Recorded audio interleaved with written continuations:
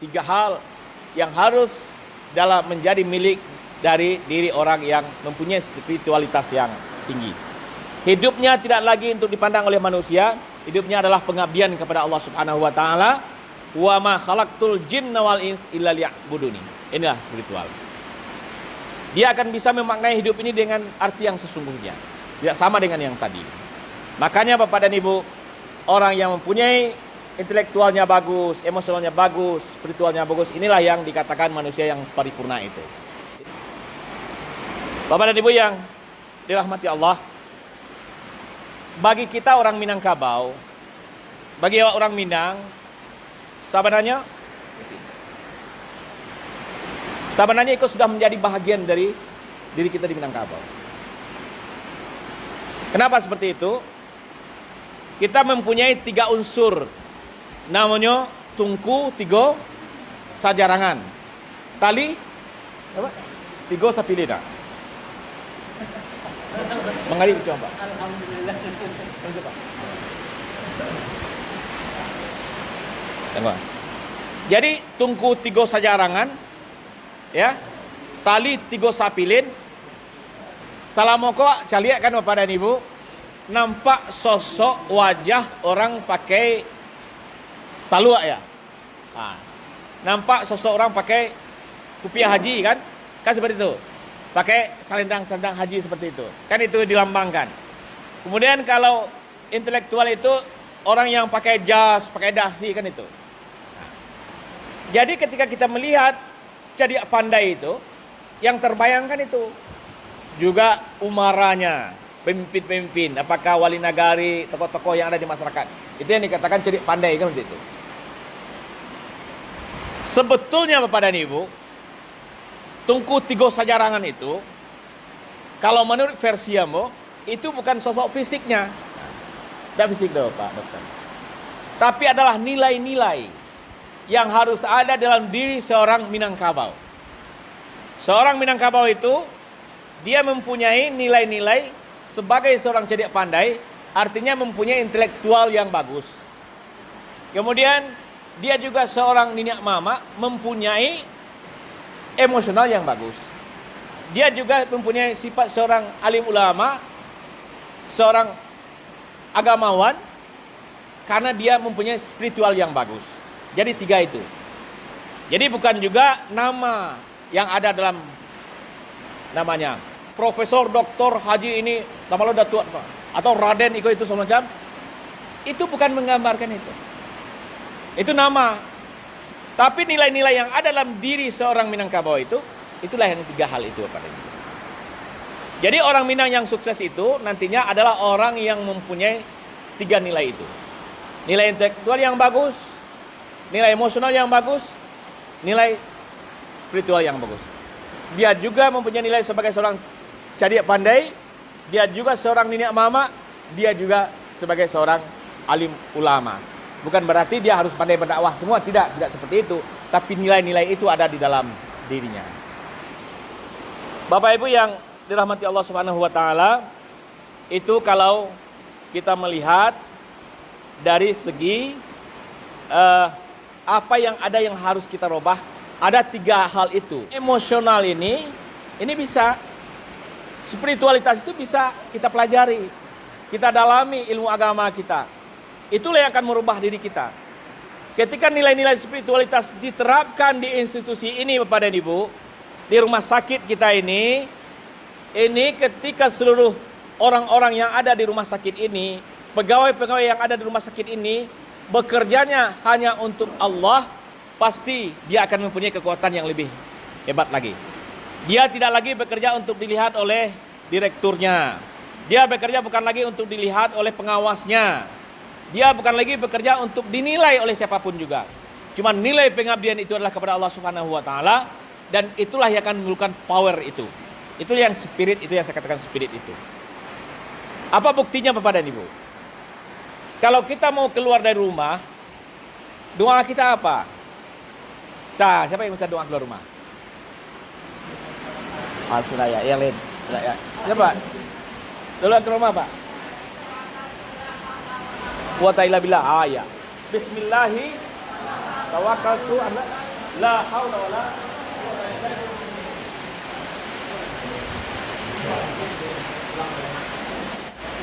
Bismillah tawakkaltu ala Allah la haula wala quwwata illa billah. Coba yang kepada Ibu. Jadi ketika kita mengatakan itu pada Ibu, Bismillah itu kita menyatakan kita ada pelipahnya di depan. Coba bayangkan kepada Ibu, keluar dari rumah waktu itu, waktu kemarin Bismillahirrahmanirrahim. Siapa itu yang mau berjalan? Adalah wakilnya di kamu. Dan bertawakal kepadanya. Tawakal kepada Allah. Kemudian dia katakan la haula wala quwwata illa billah. Tidak ada kekuatan berarti hanya dengan izin Allah. Coba bayangkan langkah yang pasti. Dia mau kerja ke rumah sakit, dia akan dengan Allah.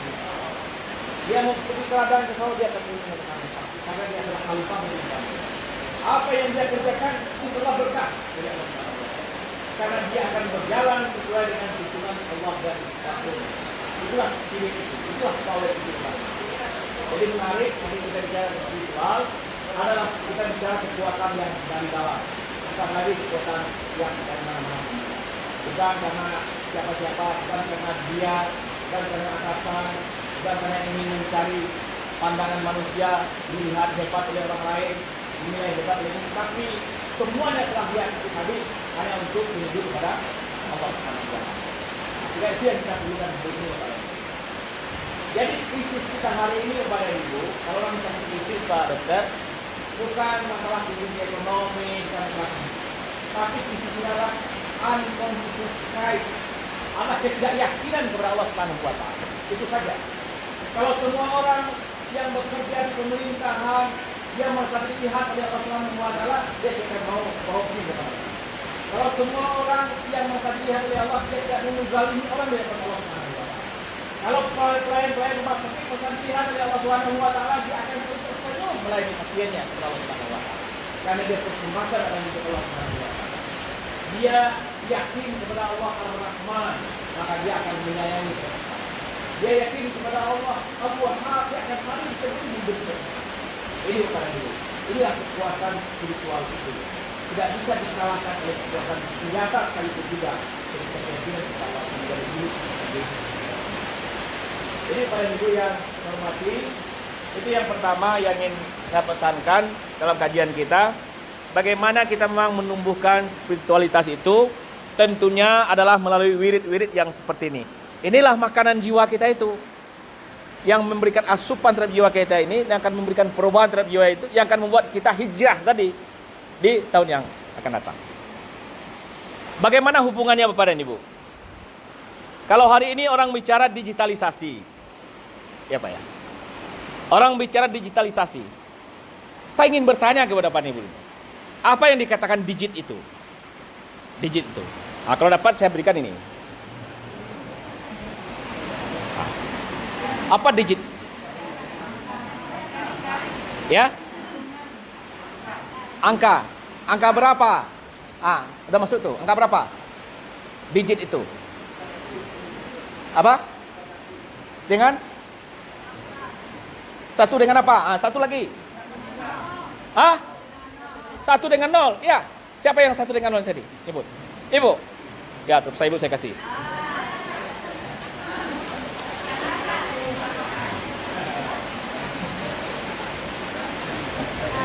Jadi, tapi itu ada pesannya juga Bu ya. Ingat Bu ya. Al-Quran itu 30 juz, 1 juz. Harapan saya dibaca 1 juz 1 hari. Tapi tidak wajib. Tidak wajib. Harapan. Mudah Bu. Bawa aja kalau sekarang tanggal 28, bawa juz 28 ke kantor kemanapun. Ada waktu baca. Nah, untuk baca 1 juz itu kalau secara tartil kita hanya butuh waktu ya berapa? Paling lama 1 jam. Paling lama 1 jam. Ya. Tapi kalaupun tidak artinya juga ibu baca juga tidak apa-apa. Ya. Itu titipan saja. Cuma tidak menjadi kewajiban ya. Nanti ibu kembalikan lagi Quran itu. Barik mana syaratnya di Pak Binima aja kan. Dah di doy. Ya. Juga itu buku salat tadi itu maksud saya begini. Saya bagikan buku salat Bapak dan Ibu. Karena kita belajar salat itu waktu SD kan, itu di TPA. Saya tanya kepada teman-teman saya, bukan di sini ya. Kalau ibu di sini mungkin sudah hebat semua. Banyak yang tidak tahu bacaan salat lagi. Duduk ada terus baca coba kan? Ya sih. Pikir sembahyang terus. Jadi karena sudah lama tidak kita baca, kemudian artinya itu lengkap artinya di situ. Bisa ibu baca artinya untuk mengulang-ulang saja. Karena untuk anak, lataan saya ke di ruang tamu, saya akan baca lah itu. Nah, itu makanya saya buku salat itu ya. Kembali lagi Bapak dan Ibu, waktu kita 5 menit lagi ya. Jadi digit itu 0 dan 1 kan? Ya, 0 dan 1. Itulah yang menentukan digitalisasi sekarang ini. Angka 0 dan 1 itu. Berapa digit? 3 digit, 4 digit kan itu. Maka dikata digital. Ya Bu ya. Jadi kemudian apa yang digital itu sesungguhnya? Angka digital itu ada sesungguhnya. Adalah kalimat la ya. La itu 0. Tidak. Ilaha illa Allah. Itu 0101. Itulah power itu. Ketika la ilaha illallah itu selalu bersemayam di diri kita, kita akan menjadi manusia digital itu. Gitu Bu. Jadi ini perlu pemahamannya. Mungkin waktu yang lain kita khusus bicara digital lagi. Kan? Jadi digitalisasi itu, kalimat la ilaha illallah itu sendiri adalah digitalisasi. Ketika tidak ada yang lain, la kan? Nah, ilah kita. Kecuali illa, 0 lagi. Allah, 1 lagi. Jadi 0, 1, 0. La ilaha illa Allah. La ilaha illallah. Itulah spiritual tadi. Kemudian kita mengimplementasikan itu Bapak dan Ibu. Kalau kita kan baru saja melaksanakan puasa ya. Puasa Bapak dan Ibu. Kemudian sampai Idul Fitri kita adalah menolkan. Kan menolkan itu. Menolkan ya. Kemudian kita masuk kepada apa? Kepada Syawal. Peningkatan menjadi 1 lagi. Kemudian kita masuk ke menolkan lagi. Di mana? Di Idul Adha. Ya, kita sembelih. Kita sembelih semua sifat-sifat itu. Kemudian setelah Idul Adha ini kita akan hijrah kan? Kita hijrah jadi 1 lagi. La ilaha illallah. 0, 1, 0. Kenapa haji juga diawali dengan wukuf, dengan ihram? Ingat Bu ya? Ada pakaian ihram. Ada wukuf di Padang Arafah, diawali di situ dulu. Kemudian apalagi setelah wukuf di Padang Arafah? Dia adalah melontar jumrah. Jadi 1 lagi. Kemudian dia bertawaf, balik menyerahkan diri lagi, menjadi 0 lagi. Kemudian baru sa'i, berjalan hijrahnya di sa'i. Luar biasa tarbiyahnya Bapak dan Ibu, apa yang diajarkan oleh Allah Subhanahu wa taala. Semua, apakah haji, apakah kita juga setiap hari setelah kita sholat tadi subuh 0 lagi, 0 lagi kan, fantasiru fil ard, kita hijrah lagi, berjalan lagi. Kemudian masuk lagi waktu 0 lagi, la ilaha illallah, 01. Jadi inilah manusia digital itu Bapak dan Ibu. Ketika kita mampu menjadi manusia digital, adalah manusia yang la ilaha illallah itu ada dalam dirinya. Dan itulah yang akan membawa dirinya nanti kepada akhir hidupnya adalah dalam kalimat la ilaha illallah. Inilah yang husnul khotimah. Itulah yang kita cari Bapak dan Ibu. Bapak dan Ibu lah yang tahu persis bagaimana kematian itu setiap hari Bapak dan Ibu melihat di tempat ini. Ya, bagaimana orang yang bisa menyebut kalimat la ilaha illallah atau mungkin orang menyebut kata-kata yang lain, semuanya adalah siapa yang paling dia cintai, itulah yang akan muncul ketika itu. Ketika dia mencintai Allah Subhanahu wa taala, yang akan keluar adalah kalimat la ilaha illallah. Ketika dia mencintai anak Bapak dan Ibu, ibu sayang kepada anak. Kemudian ibu panggil nama anaknya. Anaknya Beni misalnya, Ben. Ya. Kemudian Beninya datang dari Bandung, dari Jakarta, dari mana berkumpul semuanya anak ibu-ibu kan. Kemudian ibu lihat satu persatu. Nih pulang, nih sudah pulang. Lihat, kemudian pulang kita. Apa kata orang semua? Oh nih alhamdulillah, lidilape di anak-anaknya kesadonya aja. Itu bukan husnul khotimah Bapak dan Ibu.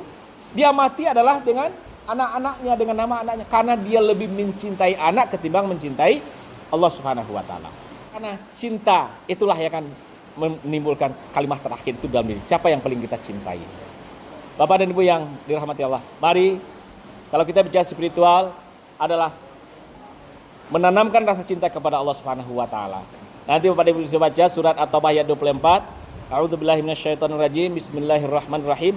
Qul in kana aba'ukum wa abna'ukum wa ikhwanukum wa azwajukum wa ashiratukum wa amlun taraftumuha wa tijaratun taksawna kasada wa masakin tardawna ahabba ilaikum minallah wa rasulih wa jihadin fi sabilih fatarabbasu hatta ya'tiyallahu bi amrih wallahu la yahdil qaumal fasiqin.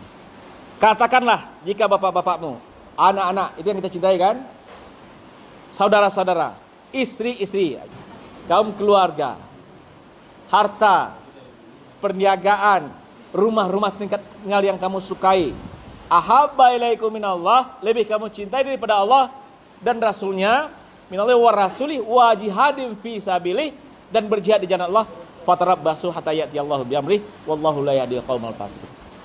Itu barangkali pesan saya Bapak dan Ibu, mari kita cintai Allah di atas segala-galanya.